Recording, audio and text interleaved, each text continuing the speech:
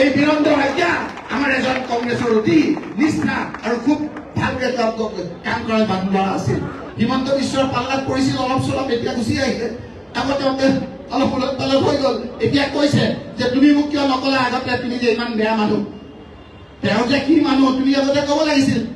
বেচেৰা মানসিং ৰম্পি কংগ্ৰেছৰ টিকেটত জিকি আহিছিল, কাৰ্বি ল'ৰা, উচ্চ শিক্ষিত, বিভিন্ন ক্ষেত্ৰত তেওঁৰ দখল আছে। হিমন্ত বিশ্বৰ পাল্লাত পৰি তেওঁ বিপদে গৈছিল, আজি আমাৰ মুখতিলে ঘূৰি আহিছে আৰু আহিব আৰু আহিব। আজি আমাৰ সত্যব্ৰত কলিতা ডাঙৰীয়া তেখেতৰ এটা নিজস্ব আপোনাৰ এটা অনুষ্ঠান তেওঁ কৰাৰ ক্ষেত্ৰত, অগপ কৰাৰ ক্ষেত্ৰত যথেষ্ট অৰিহণা আছে।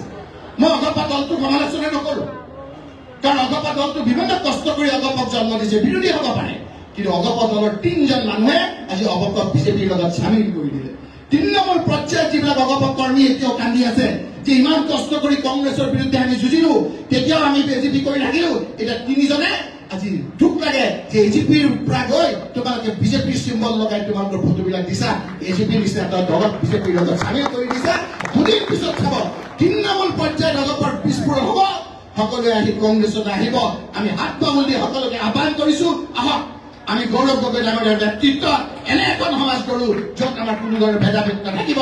হিমন্ত বিশ্ব শৰ্মাৰ সেই কথা বতৰাবিলাকত আপোনালোকে চাব, তেওঁ পৰাভূত হ'ব যে সেইটো খাটাং।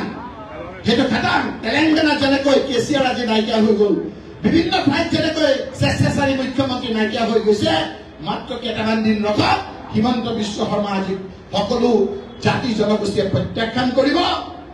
আজি নকওঁ, কিছুমান দেখিছে নহয় ক'ত কি কেনেধৰণৰ ঘটনা হৈ আছে, নহওক তেনেকুৱা ঘটনা নহওক। তথাপি হিমন্ত বিশ্ব শৰ্মা ডাঙৰীয়া কথাবিলাক ইংগিতত কথাবিলাক বুজি পাইছে। আজি আমাৰ দলটো শক্তিশালী হৈছে। আমাৰ কথা বতৰা গৌৰৱ গগৈ ডাঙৰীয়া আমি সকলোৱে আহ্বান জনাইছো যে হিমন্ত বিশ্ব শৰ্মাৰ বাহিৰে যদি কাৰণ বাহিৰে কোৱাটো ভাল, তেওঁ আমাৰ কংগ্ৰেছৰ ইমান খিৰিকী দৰ্জা ক'ত কি লগাই দিয়া সোমাব পাৰে ঠিক নাই নহয়। সেইকাৰণে এনেকুৱা তলে আমি মাৰিব লাগিব, তেওঁ চাবিটো কৰবাত পেলাই দিবাৰ নাপায়। আৰু এইখিনি কথাই মোৰ বক্তব্য শেষ কৰিছো। ধন্যবাদ। বহুত বহুত ধন্যবাদ আমাৰ সন্মানীয় সাংসদ ডাঙৰীয়া। এতিয়া আমি অসম প্ৰদেশ কংগ্ৰেছ কমিটিৰ প্ৰাক্তন সভাপতি আৰু আমাৰ এতিয়া ইলেকশ্যন মেনেজমেণ্টৰ কমিটিৰ তেখেত চেয়াৰমেন শ্ৰীযুত ৰিপুণ বৰা ডাঙৰীয়াক তেখেতৰ বক্তব্য আগবঢ়াবৰ কাৰণে অনুৰোধ জনাইছোঁ। আমাৰ দলৰ সভাপতি গৌৰৱ গগৈ ডাঙৰীয়া, ইয়াত উপস্থিত আমাৰ দুগৰাকী সাংসদ ৰকিবুল হুছেইন আৰু প্ৰদ্যুৎ বৰদলৈ ডাঙৰীয়া, আৰু আজি আমাৰ এই কংগ্ৰেছ বৃহৎ পৰিয়ালটোত আজি পৰিয়ালটোৰ এগৰাকী সদস্য হ'বলৈ অহা আমাৰ বীৰেন্দ্ৰ শইকীয়া ডাঙৰীয়া, ডক্টৰ মানসিং ৰম্পি ডাঙৰীয়া, তেখেত যদিও আহি পোৱা নাই, আহি পাব, আহিছে। সত্যব্ৰত কলিতা ডাঙৰীয়া, আবু চালে নিজামুদ্দিন ডাঙৰীয়া আৰু বাকী সকলো ডক্টৰ মানসিং ৰম্পি আহি পাইছেহি বাৰু।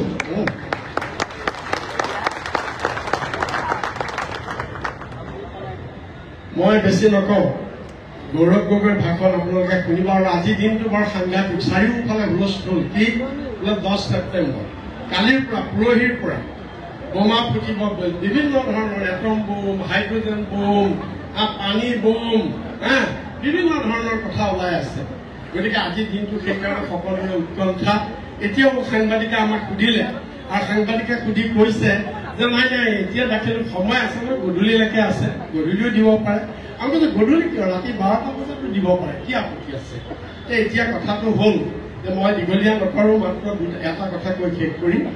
সেইটো হৈছে কি যে আমাৰ সভাপতি গৌৰৱ গগৈ, মই আজিৰ দিনটোৰ কথাহে ক'ম, বেলেগ কথা নকওঁ। এই যে 10 ছেপ্টেম্বৰ আমাৰ গৌৰৱ গগৈ যে পাকিস্তানী লিংক, ক'ৰ পৰা আহিলে এইটো কথা, কিয় আহিলে? আগতেতো নাছিলে, ইমান বছৰটো নাছিল, কেতিয়া আহিলে? যেতিয়া ওলালে যে গৌৰৱ গগৈ প্ৰদেশ কংগ্ৰেছৰ সভাপতি হ'ব, তেতিয়াহে ওলালে। তাৰ আগতে যদি কথা নাছিল, আছিলে নেকি কওকচোন?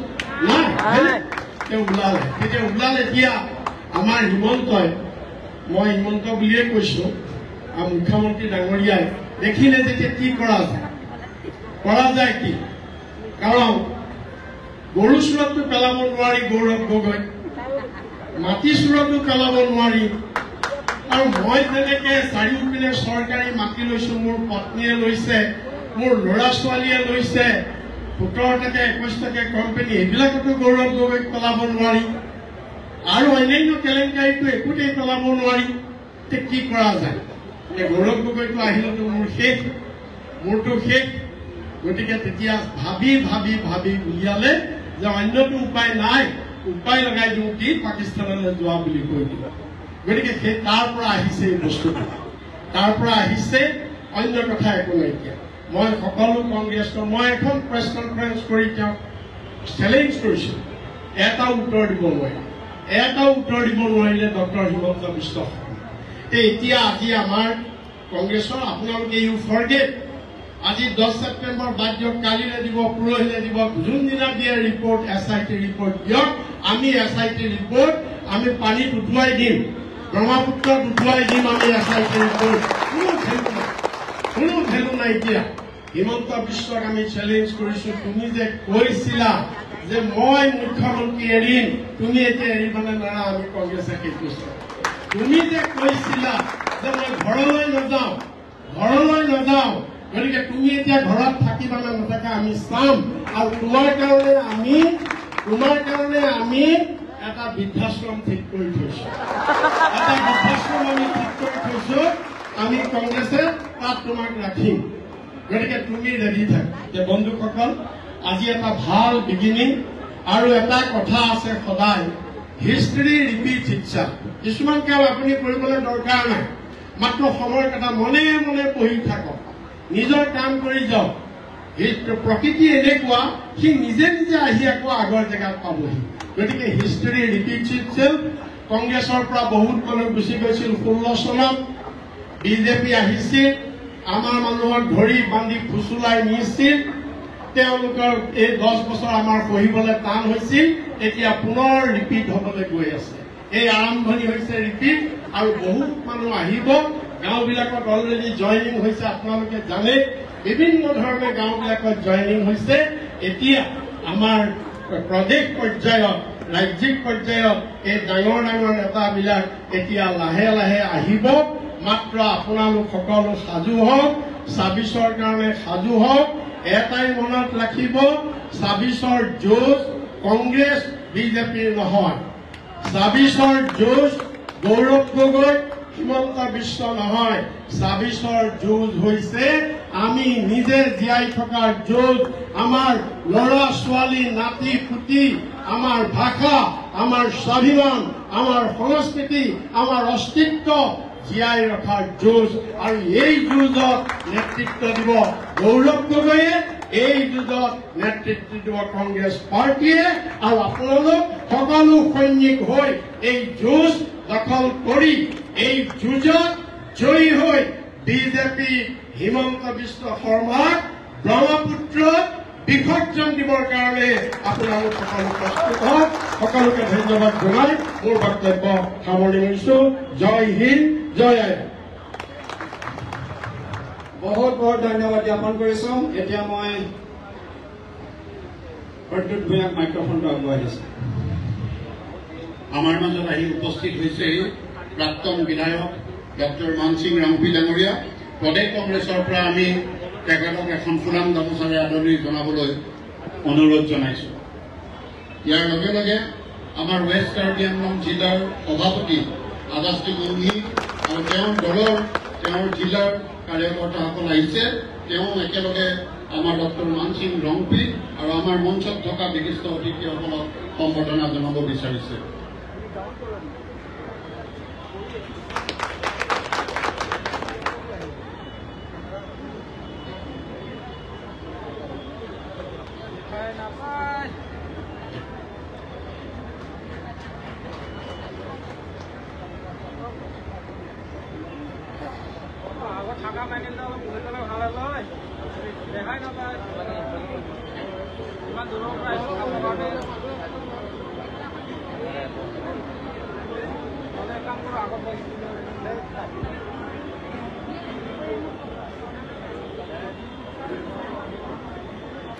এইখিনিতে আমি আমাৰ সম্বৰ্ধনা অনুষ্ঠান সামৰি মাৰিছো।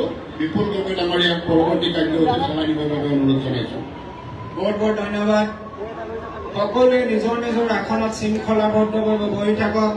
আমি যিটো কামৰ কাৰণে আজি বহু অপেক্ষাৰে ৰৈ আছো এই মুহূৰ্তটো আহি উপস্থিত হৈছেহি। এতিয়া 4গৰাকী বিজেপি এজিপি আৰু AIDF-ৰ 4গৰাকী প্ৰাক্তন বিধায়ক প্ৰাক্তন মন্ত্ৰী আৰু 65গৰাকী অন্যান্য সদস্যসকল আমাৰ কংগ্ৰেছ দলত আজি যোগদান কৰিব। আপোনালোক সকলোৱে জানে কংগ্ৰেছ দল ভাৰতৰ ভিতৰত আটাইতকৈ প্ৰাচীনতম আৰু বৃহত্তম পৰিয়াল। এই পৰিয়ালটোলৈ কংগ্ৰেছ দলৰ নীতি আদৰ্শৰ প্ৰতি আকৰ্ষিত হৈ কংগ্ৰেছ দলে যি ভাৰতক স্বাধীনতা দিছিলে সেইখিনিৰ প্ৰতি সন্মান জনাই বীৰ বীৰাংগনাসকলক দেশপ্ৰেমীসকল শ্বহীদসকলৰ প্ৰতি সন্মান জনাই আজি সকলোৱে কংগ্ৰেছ দলত যোগদান কৰিব আহিছে। এতিয়া মই মাননীয় সভাপতি মহোদয় আৰু মঞ্চত উপবিষ্ট আমাৰ কংগ্ৰেছৰ জ্যেষ্ঠ নেতাসকলক প্ৰথমতে 4গৰাকী ব্যক্তিক আমি সম্বৰ্ধনা জনাবৰ কাৰণে অনুৰোধ জনাইছো, আদৰণি জনাবৰ কাৰণে অনুৰোধ জনাইছো। তাৰ ভিতৰত আমাৰ মাজত আছে শ্ৰী বিনন্দ শইকীয়া, ডক্টৰ মানসিং ৰংপি, শ্ৰী সত্যব্ৰত কলিতা, শ্ৰী আবু সালে নিজামুদ্দিন। প্ৰত্যেকে একোগৰাকী প্ৰাক্তন বিধায়ক প্ৰাক্তন মন্ত্ৰী। তেখেতলোকক আমাৰ দলীয় পতাকাৰে আদৰণি জনাবৰ কাৰণে যেয়া আমাৰ অসম প্ৰদেশ কংগ্ৰেছ কমিটিৰ সন্মানীয় সভাপতি শ্ৰীযুত গৌৰৱ গগৈ ডাঙৰীয়াই সত্যব্ৰত কলিতা ডাঙৰীয়াক কংগ্ৰেছ দললৈ আদৰণি জনাইছে। এক অবিস্মৰণীয় দিন আমাৰ কাৰণে। আমি শক্তিশালী ৰূপত তেনেকৈ আগুৱাই বিনন্দ শইকীয়া ডাঙৰীয়াক অসম প্ৰদেশ কংগ্ৰেছ কমিটিৰ সন্মানীয় সভাপতি ডাঙৰীয়া দলৰ পতাকা আৰু গামোচাৰে আদৰণি জনাইছে। ইয়াৰ পাছত ডক্টৰ মানসিং ৰংপি ডাঙৰীয়াক কংগ্ৰেছ দললৈ আদৰণি জনাইছে। সকলোৱে শৃংখলাবদ্ধভাৱে থাকিব, ৰিচিপ্টখিনি আগবঢ়াই দিব। কংগ্ৰেছৰ টিকটখিনি সকলোকে আগবঢ়াই দিব। প্ৰতিজন সন্মানীয় প্ৰাক্তন বিধায়ক বিনন্দ শইকীয়া, মানসিং ৰংপি, সত্যব্ৰত কলিতা আৰু আবু সালে নিজামুদ্দিন ডাঙৰীয়া। আমি প্ৰত্যেককে কংগ্ৰেছ দললৈ আমি সকলোৱে বৃহত্তৰ কংগ্ৰেছ পৰিয়ালটোৱে আজি আদৰণি জনাইছো।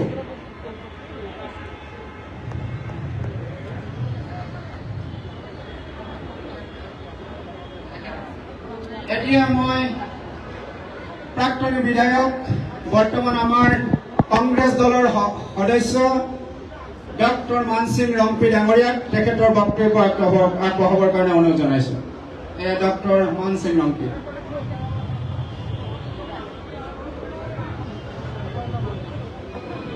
ধন্যবাদ।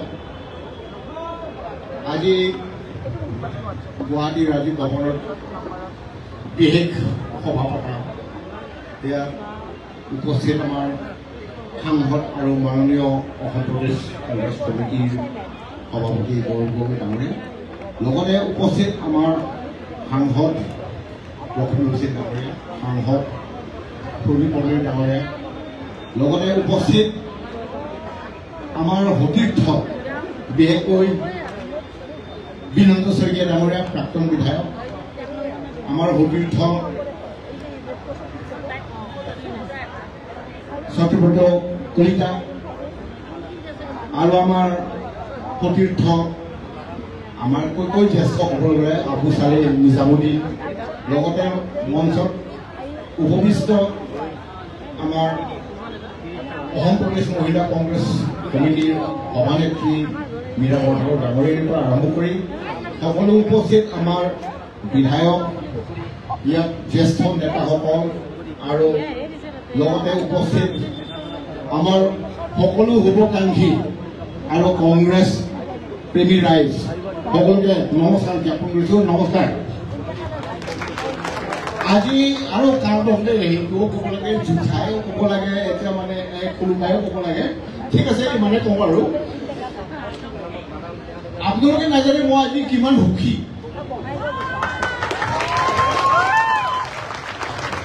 যে মই হেৰাই যোৱা মানুহ আজি সেই বাইবেলৰ কাহিনী ৰিটাৰ্ণ অফ দ্য প্ৰডিগেল যিটো কৈছে, হেৰাই যোৱা, এই হেৰাই যোৱাটো বহুত বছৰ মানে হেৰাই যোৱা মানে আজি উভতি আহি পাইছো ইয়াতে।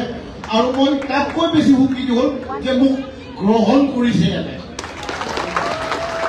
আৰু অকল মোক নহয়, লগতে আমাৰ সতীৰ্থসকলকো মানে ইয়াতে গ্ৰহণ কৰিছে। আৰু আমি আটাইতকৈ উচ্চ পৰ্যায়ৰ পৰা আমাৰ অল ইণ্ডিয়া কংগ্ৰেছ কমিটিৰ হেডকোৱাৰ্টাৰ য'ত আগত 24 আপাৰ ৰোড আছিলে এতিয়াতো কোটলা ৰোড ইন্দিৰা ভৱন তাতে আছে তাতে আমি যোগদান কৰি আজি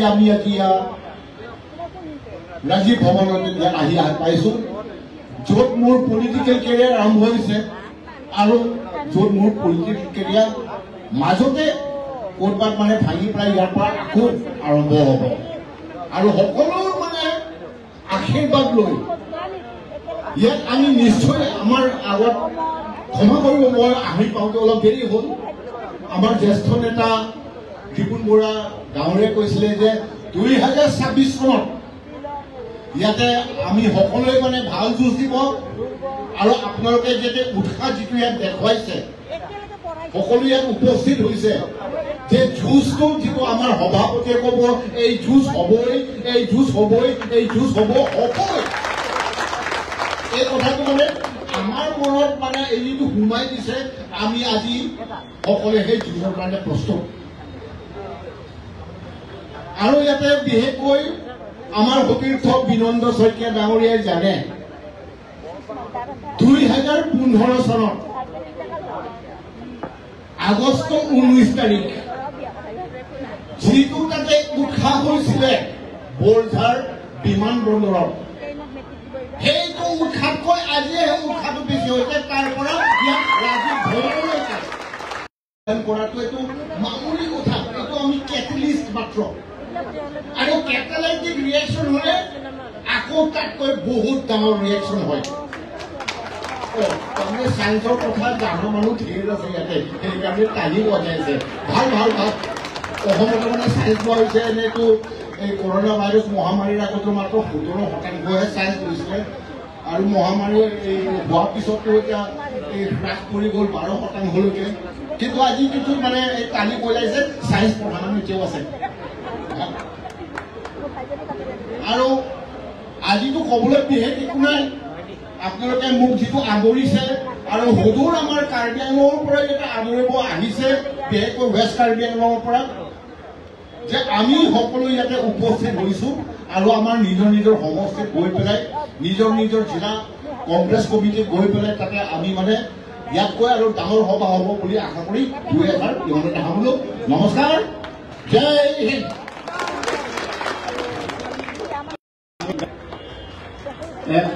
ৰিপুণ বৰা ডাঙৰীয়াকো পিন্ধাব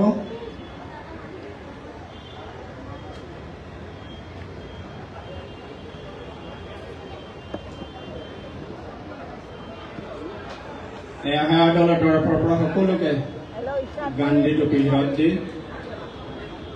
আদৰণি জনাইছে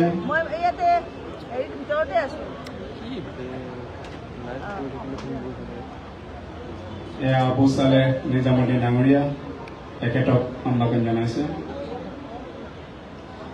এতিয়া মই আমাৰ পৰিয়াললৈ আমাৰ মাজলৈ অহা আমাৰ সন্মানীয় প্ৰাক্তন বিধায়ক শ্ৰীযুত সত্যব্ৰত কলিতা ডাঙৰীয়াক তেখেতৰ বক্তব্য আগবঢ়াবৰ কাৰণে মনোযোগ জনাইছে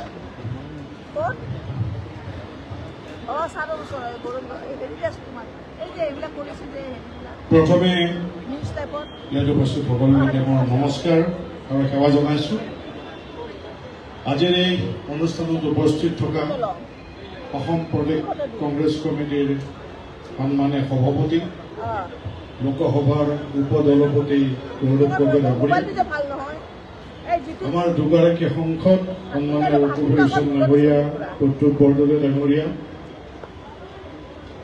প্ৰাক্তন সভাপতি ৰিপুণ বৰা ডাঙৰীয়া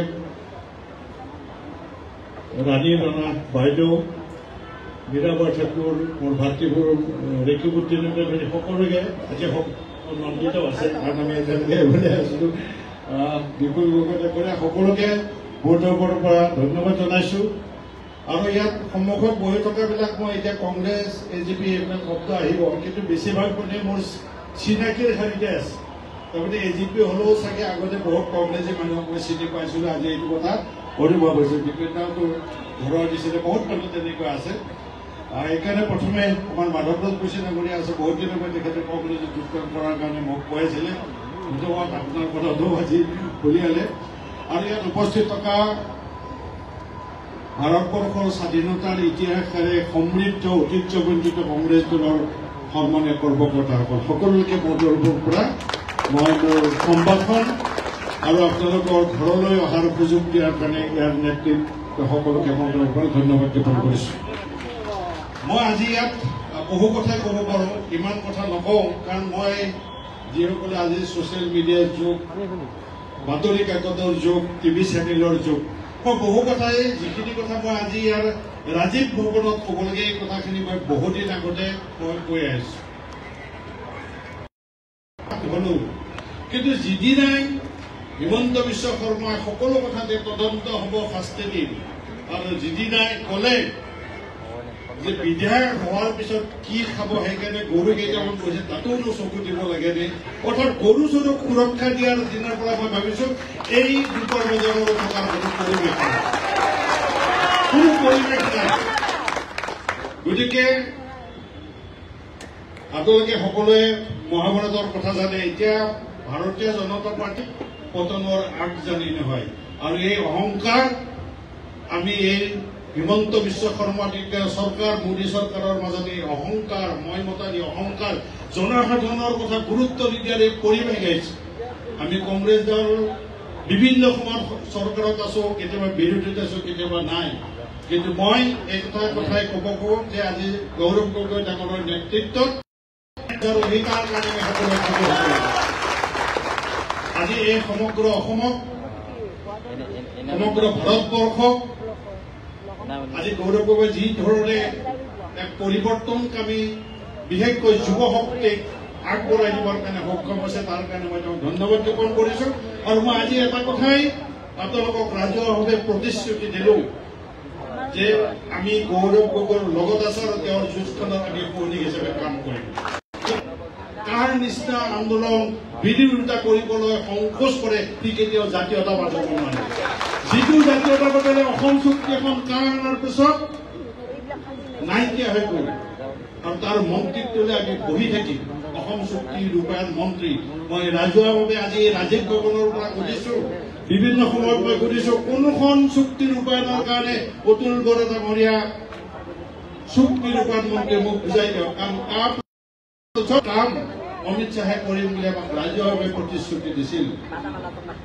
এতিয়া দাড়ি কমাটো বাদ দিয়ক, ক'ত অসম চুক্তিৰ ক্লজ 6 আছে সেইটোও বিচাৰিব লাগিব। এই ধৰণৰ পৰিৱেশত, এক চাকৰুদ্ধ পৰিৱেশত মই থাকিব লগা হৈছিল, আৰু কংগ্ৰেছ দলে মোক চাকৰুদ্ধ অৱস্থাৰ পৰা পানীৰ পৰা টানি আনি আপোনালোকৰ ৰাজীৱ ভৱনলৈ লৈ আছে, তাৰ কাৰণে মই আপোনালোকক ধন্যবাদ জনাইছোঁ। মই অধিক কথা নকওঁ, গৌৰৱ গগৈ ডাঙৰীয়াৰ নেতৃত্বত অসমীয়া মানুহে যিটো বিচাৰিছে, অসমীয়া মানুহে যিটো কথা ভাবে যে NRC পুনৰবাৰ হ'ব লাগিব, তৰুণ গগৈ ডাঙৰীয়া NRC কাম শেষ কৰিছিল, সেই NRC এখন আজি বিজেপি অহাৰ পিছত বন্ধ হ'ল, সেই কামবিলাক পুনৰ হ'ব লাগিব। অসমীয়া মাধ্যমৰ শিক্ষা জাতীয় সত্তাক কেতিয়াও হেৰুৱাই নাপেলাও, আৰু সেইকাৰণে পুনৰবাৰ কৈছোঁ যে কংগ্ৰেছ জিন্দাবাদ, গৌৰৱ গগৈৰ নেতৃত্বত 26ত আমি চৰকাৰ গঠন কৰিব লাগিব। তাৰ কাৰণে সকলোৱে আগবাঢ়ি আছোঁ। বহুতৰ ইয়াত থাকিব পাৰে বিভিন্ন প্ৰশ্ন, মোক লৈ বিভিন্ন প্ৰশ্ন হৈ থাকে, মই সকলোকে অনুৰোধ কৰিছোঁ, ঘৰটো নতুন, কোনফালে পাকঘৰ আছে, কোনফালে ড্ৰয়িং ৰুম, কোনফালে ঘৰ মই চিনি নাপাওঁ, বহুত মানুহক মুখেৰে চিনেমাৰ নামটো নাজানিব পাৰোঁ, আৰু আমি ৰাজনীতি কৰা মানুহবিলাক অলপ অভিমানীয়ে মোক পাত্তা নিদিলে বুলি কওঁ। গতিকে মই সকলোকে হাত জোৰ কৰিছোঁ, 1 মাহমান সময় লাগিব আপোনালোকৰ লগত সকলো মিলা পইচা চাওঁতে, পৰিয়ালটোত সোমাওঁতে, গতিকে সেইখিনি আপোনালোকৰ পৰিয়ালৰ সদস্য হিচাপে যাতে মোক সেই পাকঘৰ কোনফালে, ড্ৰয়িং ৰুম কোনফালে আপোনালোকে অকণমান দেখাই দিব, সেইটো সকলোৰ প্ৰতি অনুৰোধ জনাই সকলোকে ধন্যবাদ জনাই মোৰ বক্তব্য সামৰণি মাৰিছোঁ। জয় অসম, জয় হিন্দ। বহুত বহুত ধন্যবাদ। অসম প্ৰদেশ কংগ্ৰেছৰ হৃদয়ৰ সিক্ততাৰে আমি আপোনাক আঁকোৱালি লৈছোঁ। আপোনাৰ মূল্যৱান ভাষণৰ বাবে আমি ধন্যবাদ জনাইছোঁ। এইবাৰ মই আপোনালোকক উদ্দেশ্যে ভাষণ ৰাখিবৰ কাৰণে আমাৰ সন্মানীয় প্ৰাক্তন বিধায়ক শ্ৰীযুত বিনন্দ শইকীয়া ডাঙৰীয়াক মই অনুৰোধ জনাইছোঁ।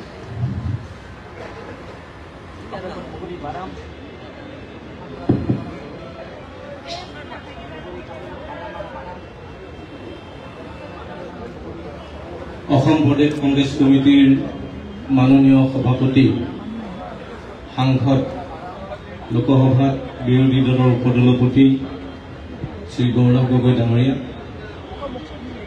আজিৰ এই গুৰুত্বপূৰ্ণ সভাখনত উপস্থিত থকা জ্যেষ্ঠ সাংসদ শ্ৰীযুত প্ৰদ্যুৎ বৰদলৈ ডাঙৰীয়া, সাংসদ মোৰ বন্ধু ৰকিবুল হুছেইন ডাঙৰীয়া, ইয়াত উপস্থিত থকা প্ৰদেশ কংগ্ৰেছৰ প্ৰাক্তন সভাপতি ৰিপুণ বৰা ডাঙৰীয়া, ইয়াত উপস্থিত থকা প্ৰাক্তন বিধায়ক আবু ছালেহ নিজামুদ্দিন ডাঙৰীয়া, প্ৰাক্তন সাংসদ ৰাণী নৰ ডাঙৰীয়ানী, অসম প্ৰদেশ মহিলা কংগ্ৰেছৰ সভানেত্ৰী মীৰা বৰঠাকুৰ ডাঙৰীয়ানী, ইয়াত উপস্থিত থকা সন্মানীয় বিধায়কসকল, প্ৰাক্তন বিধায়কসকল, প্ৰাক্তন সাংসদসকল, অসম প্ৰদেশ কংগ্ৰেছ কমিটিৰ উপসভাপতিসকল, সাধাৰণ সম্পাদকসকল, সম্পাদকসকল আৰু বিভিন্ন পৰ্যায়ৰ বিষয়ববীয়াসকল, সেৱা দল, NSUI, যুৱ কংগ্ৰেছ, মহিলা কংগ্ৰেছৰ সকলো বিষয়ববীয়া আৰু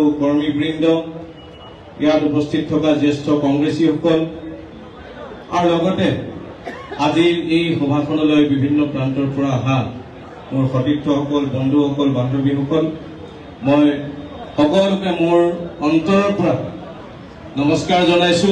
জ্যেষ্ঠসকললৈ শ্ৰদ্ধা আৰু কনিষ্ঠসকললৈ মৰম স্নেহ। আজি সঁচাকৈয়ে আমাৰ কাৰণে এটা অতি গুৰুত্বপূৰ্ণ দিন, বিশেষ দিন। আজিৰ দিনটো আহিব বুলি আজি 2-3 বছৰ আগৰ পৰাই আশা কৰা আৰম্ভ কৰিছিলো আৰু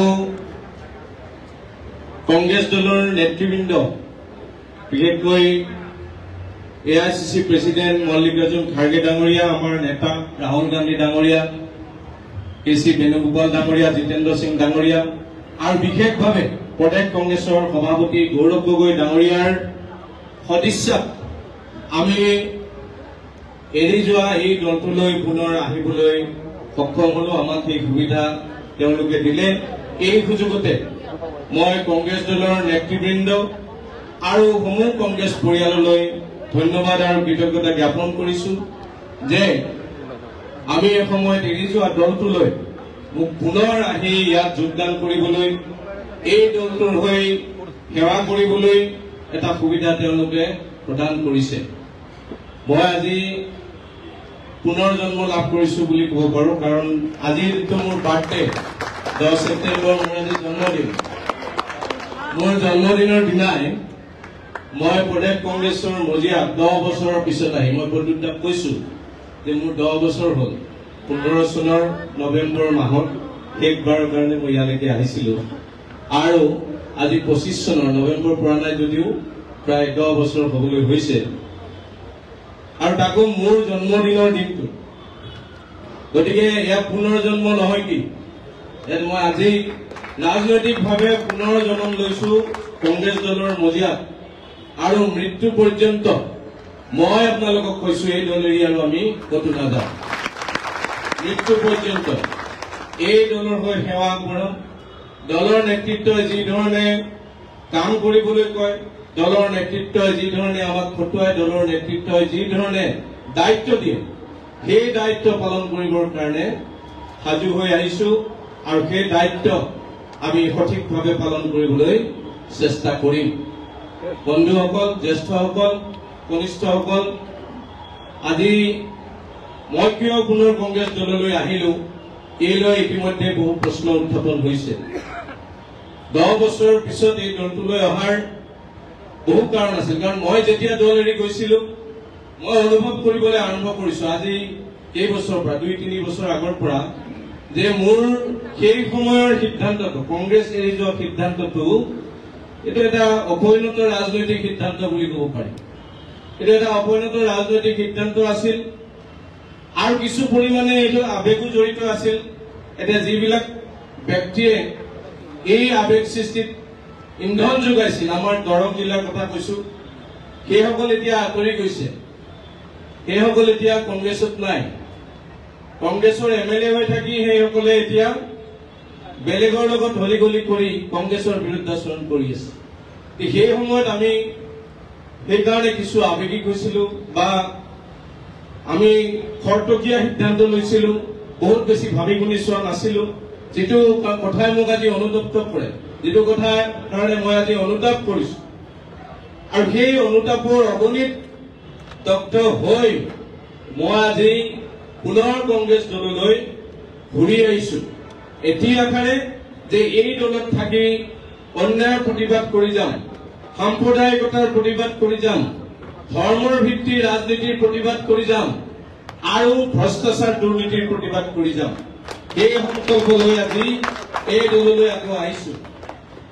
আপোনালোকে দেখিছে, মই এটা অন্য প্ৰসংগ কৈছোঁ। আজি দুদিন আগতে 8 ছেপ্টেম্বৰত আমি যিদিনা যোগদান কৰিছোঁ AICC অফিচত, সাধাৰণ সম্পাদক সংগঠন KC বেণুগোপাল ডাঙৰীয়াৰ সন্মুখত, সেইদিনা এটা পবিত্ৰ দিন আছিল। সেইদিনা আছিল সুধাকণ্ঠ ডক্টৰ ভূপেন হাজৰিকাৰ জন্মদিন। তেনেকুৱা এটা পবিত্ৰ দিনত আমি কংগ্ৰেছ দলত যোগদান কৰিছোঁ।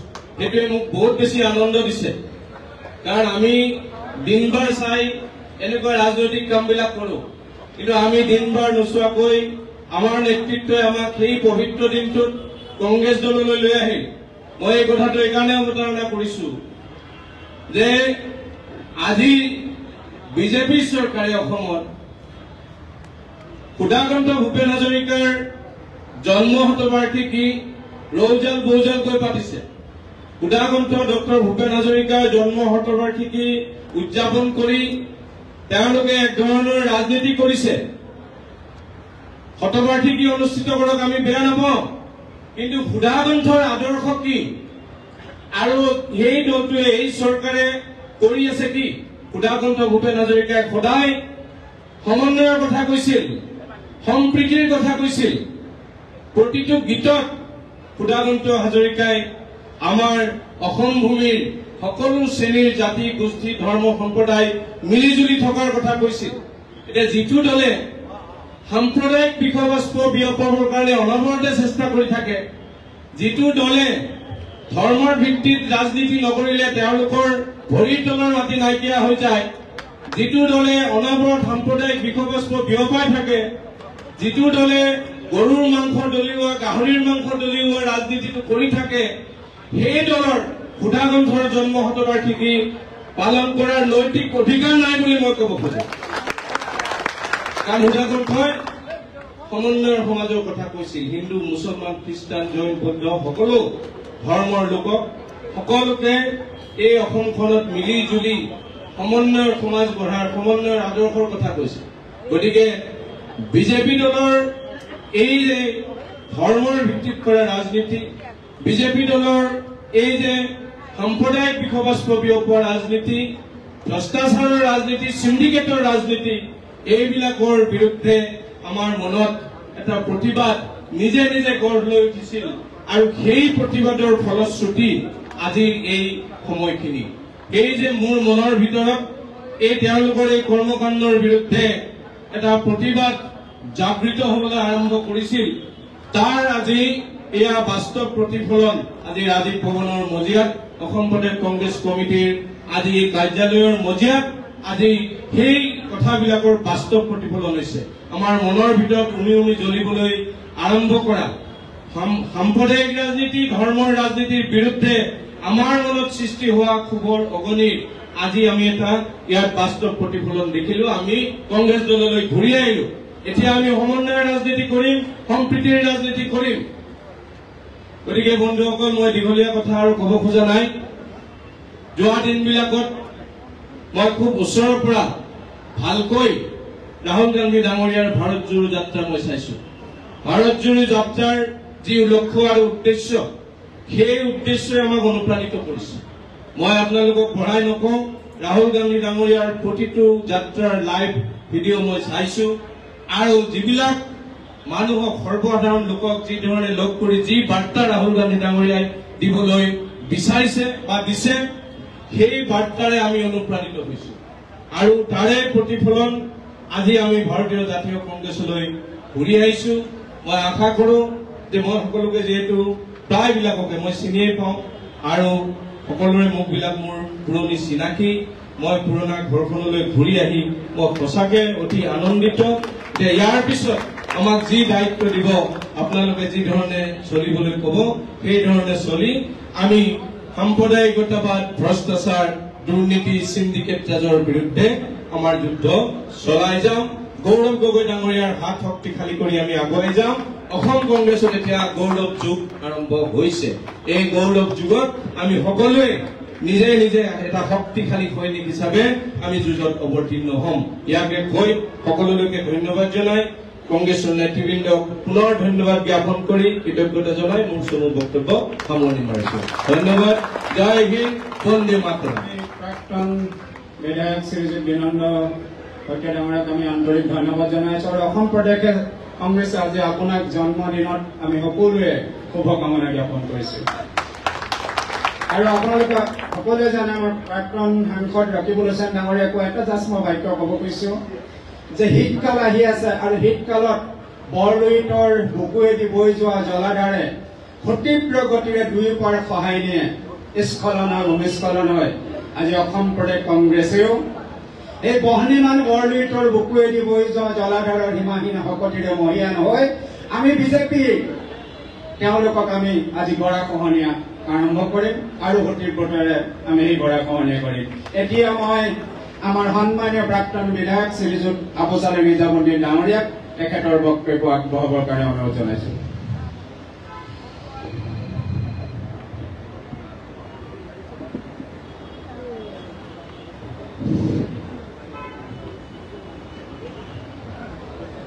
অসম প্ৰদেশ কংগ্ৰেছ কমিটিৰ আজি এই যোগদান সভা মাননীয় সভাপতি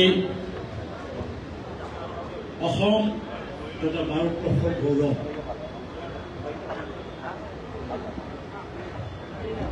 শ্ৰীযুত গৌৰৱ গগৈ ডাঙৰীয়া মই গৌৰৱ গগৈ ডাঙৰীয়া সম্পৰ্কে দুমিনিট নকওঁ মই সম্বোধন কৰাৰ পিছত মঞ্চত উপবিষ্ট অহা দিনত নেতৃত্ব দেওয়াৰ যোগ্যতা থাকা সাংসদ শ্ৰীযুক্ত অদ্ভুত বৰদলৈ আৰু মই 1996 একলগতে বিধায়ক আছোঁ উপনিৰ্বাচনত তেওঁ আহিছিলে স্বৰ্গীয় তৰুণ গগৈ ছাৰৰ ভেকেণ্ট হোৱা শদিয়া সমষ্টিৰ পৰা তেতিয়া মই MLA আছিলোঁ স্বৰ্গীয় তৰুণ গগৈ ছাৰৰ MLA আছিলে শ্ৰীযুত ৰকিবুল হুছেইন ডাঙৰীয়া সাংসদ আৰু অসমৰ অহা দিনৰ আশা আজিৰ এই যোগদানসূচীত যোগদান কৰা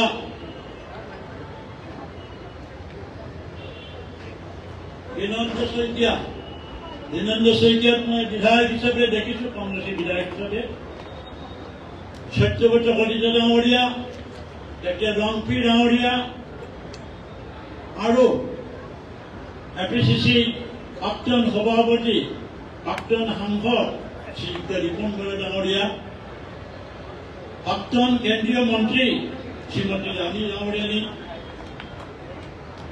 বিধায়ক ৰকিবউদ্দিন মহিলা কংগ্ৰেছ যুৱ কংগ্ৰেছ বিধায়ক ৰচিদ মণ্ডল প্ৰমুখ বিধায়কবৃন্দ প্ৰাক্তন বিধায়কবৃন্দ প্ৰাক্তন সাংসদবৃন্দ সেৱা দল যুৱ কংগ্ৰেছ NSY আৰু মোৰ সন্মুখত বহি থকা সতীৰ্থসকল এই দলত মোৰ জন্ম I was born in this political party. My father was a freedom fighter and I started the Congress splitting the SFI at Karimganj in the month of September 1972.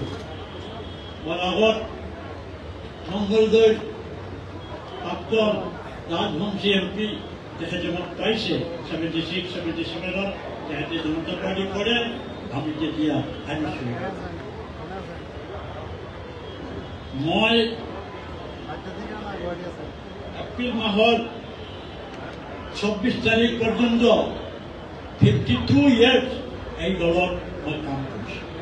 এনেচুৱেৰ পৰা কাম কৰি বিধায়ক মন্ত্ৰী কংগ্ৰেছৰ যুৱ কংগ্ৰেছৰ সভাপতি NSI joint convener general secretary APCC AICC member চব দেয়। কিন্তু যোৱা 24 এপ্ৰিলত মই এটা দুৰ্ঘটনা হৈ গ'ল। মই বহুবাৰ আৰু বঞ্চিত হৈছোঁ, কিন্তু এইবাৰ বঞ্চিত হয় মই অলপ ক্ষুব্ধ হৈ গ'লোঁ। সেইকাৰণে মই ডেকা চামক কওঁ, কেতিয়াও কোনো সিদ্ধান্ত খং কৰি নল'ব। মোৰ খং উঠাৰ কাৰণে হেৰি হোৱাৰ কাৰণে মই শ্লিপ কৰি যোৱা 16টা মাহ মই মোৰ নিজৰ পৰিয়ালৰ পৰা বাহিৰত থাকিলোঁ। আৰু তেতিয়া মই ইফালেদি যাওঁতেই মোৰ সদায় চকু পানী আহে। য'ত মই ডাঙৰ হ'লোঁ তাত মই নাই। I express my heartfelt thanks to Mr. Gaurav Gogoi. তেখেতে মোক ইয়াত জইন কৰালে যে আপুনি আহক মোক। সেইকাৰণে মই তেওঁৰ দেউতাৰ হাতত আন্দোলন কৰি ডাঙৰ হৈছিলোঁ। 1985 to 91 was a very critical year for me. স্বৰ্গীয় তৰুণ গগৈ ডাঙৰীয়াই আমাক লৈ আমি যুৱ কংগ্ৰেছ কৰোঁ। আজি মই ছাতি সংগ্ৰামী অভিনন্দন নাই আৰু বহুত কংগ্ৰেছ এৰি গৈছে। এই জয়ন্ত বৰুণৰ আগত আমাক CRPয়ে মাৰি ঝুলিয়াই ৰক্তাক্ত কৰিছিল। তৰুণ গগৈ ছাৰক মাৰি পেলাই দিছিল, মোক মাৰিছিল আৰু মঞ্জু বহুত মহিলা নাম ক'লে হ'ব। সেই যুদ্ধ কৰি 91 অমূল্য কুমাৰ নেতৃত্বৰ নিচিনা জনপ্ৰিয় নেতাক অসমৰ মানুহে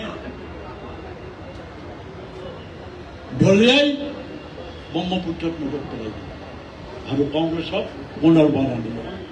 মই বিশ্বাস কৰোঁ আজি যি অপকৰ্ম কৰি আছে মাননীয় শ্ৰীমান হিমন্ত বিশ্ব শৰ্মা মহোদয়, তেওঁ গঢ়ি উঠিছিলে স্বৰ্গীয় তৰুণ গগৈ আৰু হিতেশ্বৰ শইকীয়াৰ হাতত।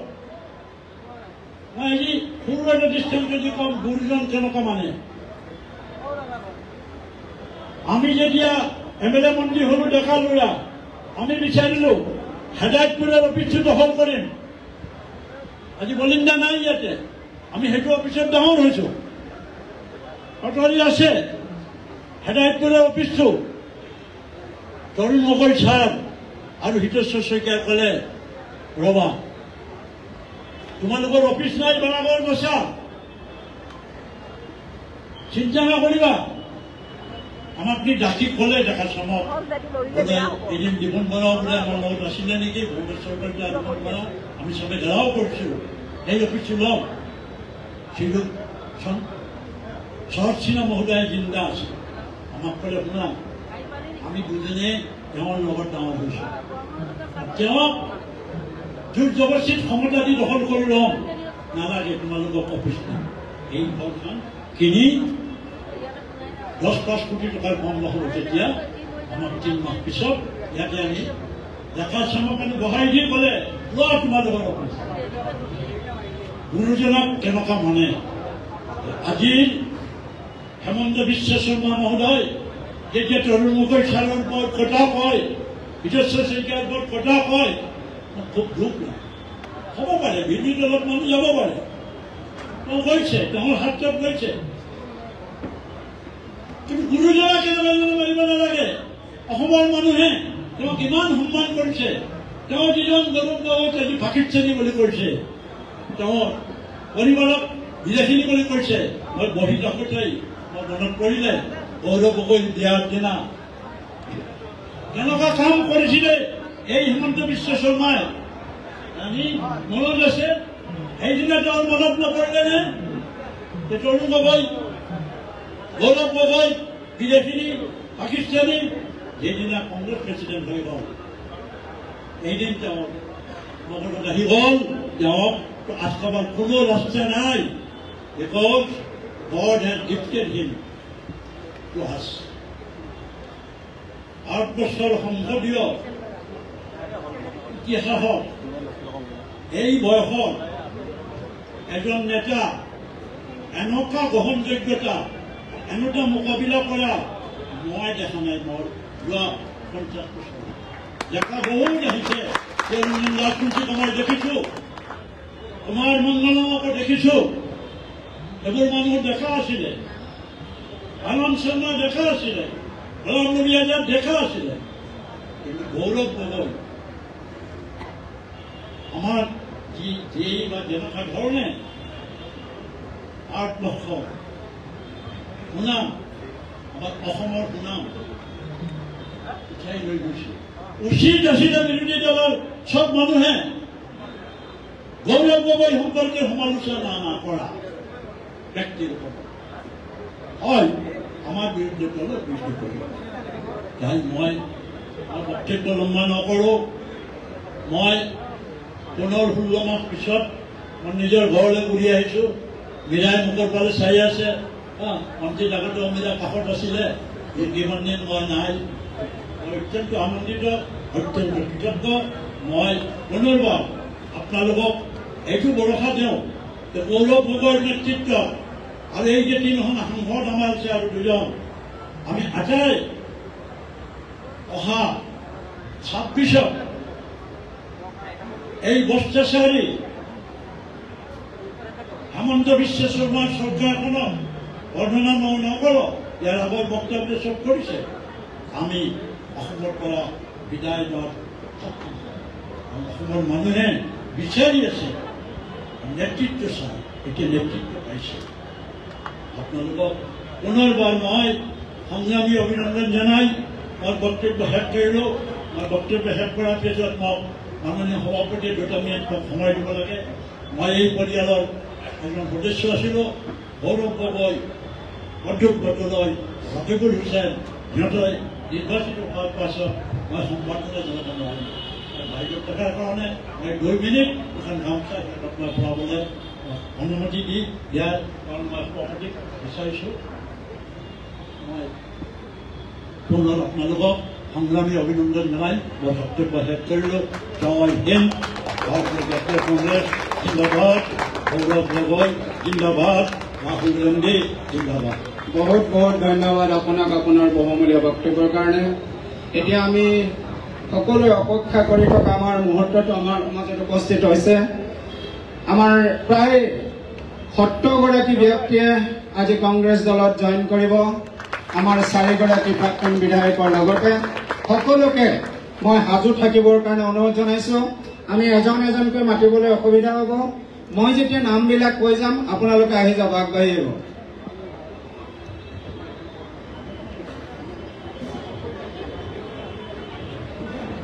এটা মই এজন এজনকৈ নাম কৈ আছোঁ শ্ৰী দুলাল বড়ো প্ৰাক্তন ৰাজ্যিক আহ্বায়ক অসম জাতীয় পৰিষদ শ্ৰী মিহিৰ কুমাৰ চহৰীয়া প্ৰাক্তন সাধাৰণ সম্পাদক দৰং জিলা ভাৰতীয় জনতা পাৰ্টি বৰা প্ৰাক্তন সাধাৰণ সম্পাদক পাথৰীঘাট মণ্ডল ভাৰতীয় জনতা পাৰ্টি মহেন্দ্ৰ কলিতা প্ৰাক্তন বিত্তীয় সম্পাদক পাথৰীঘাট মণ্ডল ভাৰতীয় জনতা পাৰ্টি শ্ৰী বীণাপানী কুমাৰ প্ৰাক্তন সভানেত্ৰী মহিলা মৰ্চা পাথৰীঘাট মণ্ডল ভাৰতীয় জনতা পাৰ্টি শ্ৰী বিজু ফুকন শৰ্মা প্ৰাক্তন সম্পাদক ভাৰতীয় জনতা পাৰ্টি শ্ৰী দীপাংক কুমাৰ নাথ অৱসৰী বিষয় শিক্ষক সমাজকৰ্মী মহম্মদ ইদুল হক প্ৰাক্তন সভাপতি সদৌ দৰং জিলা ছাত্ৰ সন্থা বিজয় মোহন দাস বিশিষ্ট সমাজকৰ্মী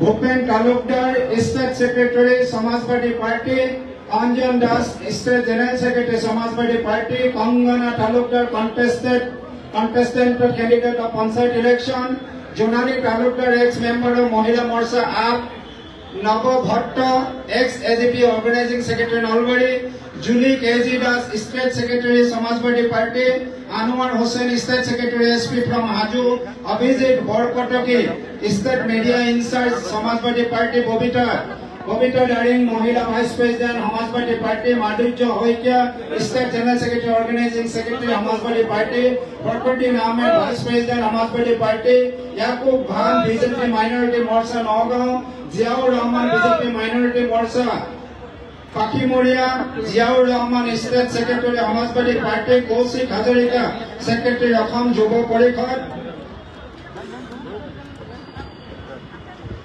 মই নামবোৰ কৈ যাম, আপোনালোকে আগবাঢ়ি গৈ থাকিব। শ্ৰী ৰুবি আহমেদ, শ্ৰী ৰিমি বড়ো, জ্যোতিৰেখা গগৈ, সপ্তম খান, সাজুদা বেগম, মফিদা আহমেদ, আফৰাঙ্গা বেগম, ৰুনাই চৌধুৰী, শাহনা জেসমিন, অপৰাজিতা বুঢ়াগোহাঁই, জুনু সোনোৱাল, নিতুমণি পাটৰ বৰা, কুঞ্জ কলিতা, ধৰিত্ৰী বড়ো, অৰ্চনা দাস, গৰিমা মহন্ত, কিৰণ শৰ্মা, পাদুমণি মজুমদাৰ, জুন্তি দাস, মিৰুলা বড়ো, প্ৰমিতা ডেকা, সুমন ৰয়, ভেগ্যা মেধি, কমলা অধিকাৰী, সৰস্বতী মণ্ডল, সীতা কোছাৰী, মিছ লালুং, বজিনী লালুং, ৰেৱতী প্ৰণতি লালুং, মাধুৰী হাজৰিকা, ৰেৱতী প্ৰণতি লালুং, বাপী চৰকাৰ, মিষ্টাৰ বীৰেঞ্চি বৰা, নগাঁও নাগৰিক সমাজ, বীৰেঞ্চি বৰা আপুনি আগবাঢ়ি আহক। মৃদুলা বৰা, ভাস্কৰ শইকীয়া, ইমদাদুল হক, আব্দুল হামিদ, বিকাশ বৰা, জ্যোতি ভূঞা, প্ৰেচিডেণ্ট অফিচাৰী, কঠিয়াতলী অনিল ভূঞা, বকুল হুছেইন, বিকাশ দত্ত, গংগা বৰা, হিৰণ গগৈ, দেৱজিৎ সিঙা, নিতু বৰা, কবিৰ হুছেইন, ৰূপম বৰা, ইমদাদুল ইছলাম। আপোনালোক আগবাঢ়ি আহক সকলোৱে, আৰু এইফালে ওলাই যাবৰ কাৰণে ৰাস্তাটো আপোনালোকে মুকলি কৰি দিব। আনখিনি নগাঁও জিলাৰ নাগৰিক সভাৰ সভাপতি বীৰেঞ্চি বৰা তেওঁলোকৰ লগত আগবাঢ়ি আছে। তেওঁলোকে মাননীয় সভাপতি মহোদয়ক সম্বৰ্ধনা জনাবৰ কাৰণে বিচাৰিছে। এয়া বীৰেঞ্চি বৰা।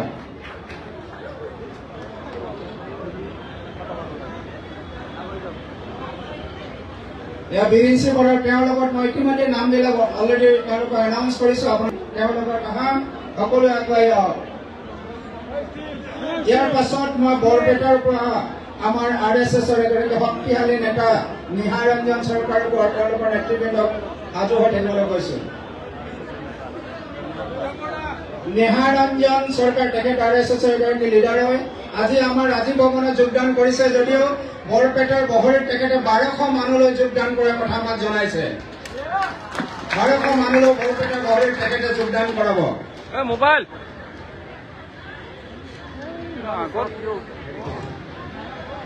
আমি সকলোৰে নাম ঘোষণা কৰিলো। কোনোবা যদি বাকী ৰৈ গৈছে আমাৰ মাজলৈ আহিব। আমাৰ অসম প্ৰদেশ কংগ্ৰেছ কমিটিৰ সন্মানীয় সভাপতি তথা সাংসদসকল, আমাৰ সন্মানীয় ব্যক্তিসকলে মঞ্চৰ পৰা আপোনালোকক আদৰণি জনাব।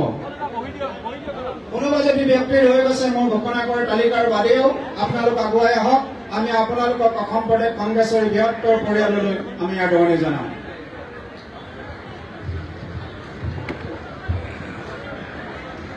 এতিয়া আমি বীৰেঞ্চি বৰা ডাঙৰীয়াক চমুকৈ বক্তব্য আগবঢ়াবৰ কাৰণে অনুৰোধ জনাইছো।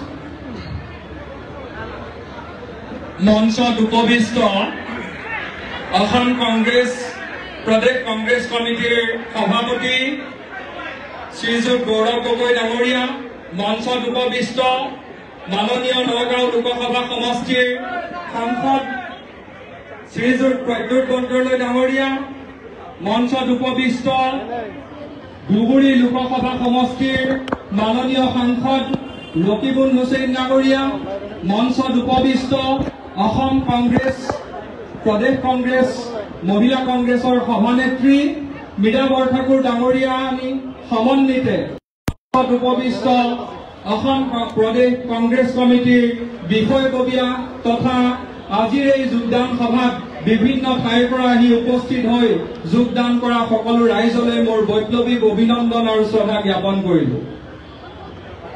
জাতিৰ এই দুখ সময়ত, জাতিৰ এই দুখখনত সংবিধানৰ প্ৰতি প্ৰত্যাহ্বান সৃষ্টি হোৱা এই সময়খিনিত, গণতন্ত্ৰ ভৰিৰে মোহাৰি পেলোৱা সময়খিনিত মই কংগ্ৰেছ দলটোত আহি এই কাৰণেই যোগদান কৰিছো যে অনাগত দিনত মই সেইখন হাত শক্তিশালী কৰিবলৈ খোজো যিখন হাতে ব্ৰিটিছৰ বিৰুদ্ধে যুঁজ দি আত্মবলিদান দি ভাৰতবৰ্ষৰ মানুহক স্বাধীনতাৰ সোৱাদ দিছিল। মই সেইখন হাত শক্তিশালী কৰিবলৈ খোজো যিখন হাতে পাকিস্তানক দ্বিখণ্ডিত কৰি পাকিস্তানৰ বিৰুদ্ধে যুঁজ দি পাকিস্তানৰ সৈনিকক বৰ্তি খোলাবলৈ বাধ্য কৰাইছিল। কিন্তু ওলোটাই কোনোবা তৃতীয় পক্ষ আমেৰিকাৰ ৰাষ্ট্ৰপতিৰ নিৰ্দেশত কিন্তু যুদ্ধবিৰতি ঘোষণা কৰা নাছিল। মই সেইখন হাত শক্তিশালী কৰিবলৈ যিখন হাতে আম্বানী আদানীৰ দৰে পুঁজিপতিসকলক মানুহৰ সাধাৰণ ৰাইজৰ কাৰণে কাম কৰি গৈছে। মই যেতিয়াই দেখো যে যোৱা বিগত প্ৰায় 2 দশক ধৰি প্ৰায় সাধাৰণ মানুহৰ যিটো অৱস্থা হৈছে, সাধাৰণ মানুহে বজাৰ কৰিবলৈ গৈ তেওঁলোকে মূল্য বৃদ্ধিৰ প্ৰবলত বজাৰত গৈ পেলাই বস্তু কিনিব নোৱাৰি উভতি আহে। ঔষধৰ দোকানত ডক্টৰৰ প্ৰেছক্ৰিপশ্যন লৈ ঔষধ নিকিনি সুদা হাতে উভতি আহে। মই সেইসকল ব্যক্তিৰ হাত শক্তিশালী কৰিবৰ কাৰণে অসম প্ৰদেশ কংগ্ৰেছ দলত মই যোগদান কৰিছো। আমাৰ অনাগত দিনত আমি এই দলক শক্তিশালী কৰা মানে আমি দুখীয়া মানুহৰ হাত শক্তিশালী কৰা, অসমৰ প্ৰতিজন সাধাৰণ নাগৰিকৰ হাত শক্তিশালী কৰা। আৰু তাৰ বিপৰীতে আমি একে সময়তে চাব লাগিব যে যিজন মুখ্যমন্ত্ৰীয়ে জাতি মাটি ভাত বেটিৰ কথা কৈ এই সময়ত তেওঁ আচলতে জাতি মাটি বেটিক এফালৰ পৰা নিষেধ কৰি আম্বানী আদানী আৰু ৰামদেৱক সকলো মাটি এফালৰ পৰা গতাই দিয়াৰ স্বাৰ্থত জনজাতীয় লোকসকলক উচ্ছেদ কৰিছে, সাধাৰণ দুখীয়া নিচলা কৃষকসকলক উচ্ছেদ কৰিছে। আমি অসম প্ৰদেশ কংগ্ৰেছ কমিটিৰ কংগ্ৰেছৰ হাত শক্তিশালী কৰি আমি সেই মুখ্যমন্ত্ৰীজনক অনাগত দিনত যাতে পৰাভূত কৰিব পাৰো তাৰ সংকল্পৰে মই এই হাত শক্তিশালী কৰিবৰ কাৰণে অসম প্ৰদেশ কংগ্ৰেছ কমিটিত মই যোগদান দিছো।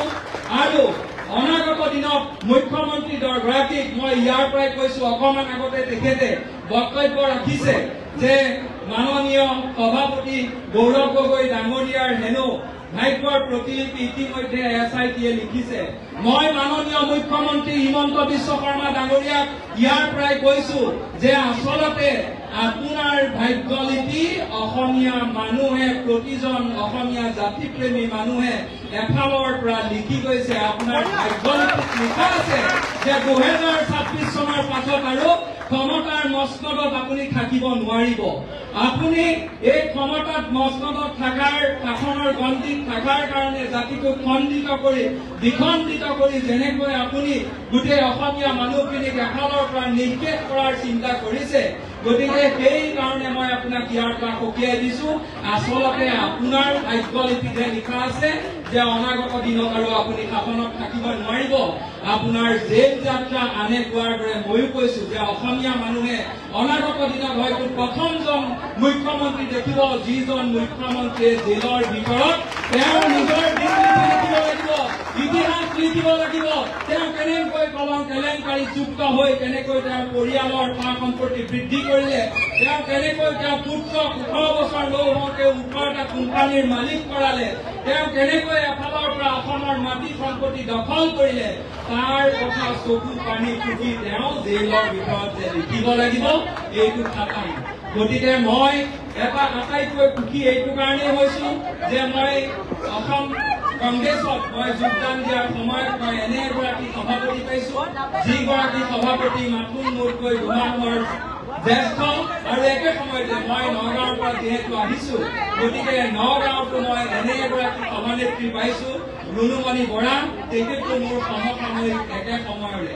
গতিকে মই এই যুৱ নেতৃত্বৰ লগতে নগাঁৱৰ সাংসদ কৈতুক বৰদলৈ ডাঙৰীয়া আৰু দুবৰী লোকসভাৰ সাংসদ শ্ৰীযুত ৰকিবুল হুছেইন ডাঙৰীয়াৰ নেতৃত্বত অনাগত দিনত নগাঁৱৰ লগতে সমগ্ৰ অসমত মই কংগ্ৰেছৰ হাত শক্তিশালী কৰিম, সাধাৰণ মানুহৰ হাত শক্তিশালী কৰিম।